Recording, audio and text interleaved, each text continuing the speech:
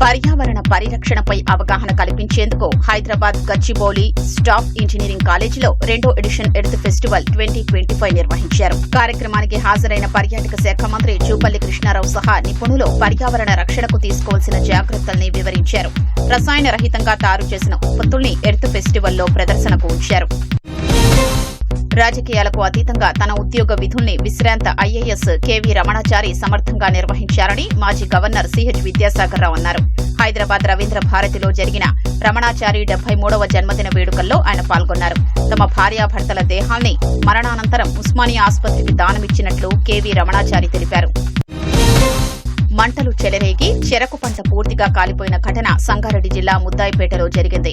చేతికొచ్చిన 14 ఎకరాల్లోని పంట దగ్ధమైందని, 8 లక్షల నష్టం జరిగిందని రైతు లింగమయ్య వాపోయారు.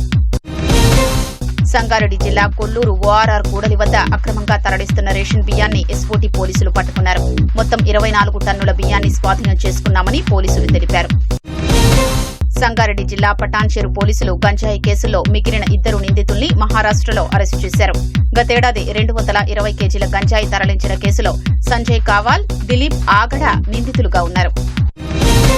తల్లి మందలించిందని 14 ఏళ్ల బాలిక ఆత్మహత్య చేసుకున్న ఘటన భద్రాద్రి కొత్తగూడెం జిల్లా భద్రాచలంలో చోటు చేసుకుంది.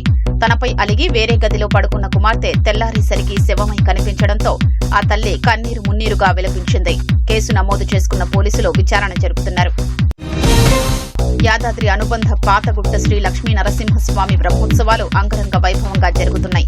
నిన్న రాత్రి ఎదుర్కోలు మహోత్సవం ఘనంగా నిర్వహించారు. ఇవాళ కళ్యాణం జరగనుంది. మంచిర్యాల జిల్లా దండేపల్లి మండలంలోని గూడెం శ్రీ రమా సత్యనారాయణ స్వామి కళ్యాణ మహోత్సవం కన్నుల పండుగగా నిర్వహించారు. స్థానిక శాసనసభ్యుడు ప్రేమ్సాగర్ రావు కుటుంబ సమేతంగా కళ్యాణంలో పాల్గొన్నారు.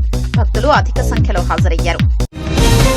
ఖమ్మం జిల్లా మధిరలోని తేళ్ల వసంతయ్య మెమోరియల్ ప్రభుత్వ ఉన్నత పాఠశాల 47వ పూర్వ విద్యార్థి సంఘం సమ్మేళనం ఘనంగా జరిగింది. ప్రస్తుతం బడిలో చదువుకుంటున్న ప్రతిభావంతులైన 106 మంది విద్యార్థులకు 1,50,000 రూపాయల నగదును ప్రోత్సాహకంగా అందించారు.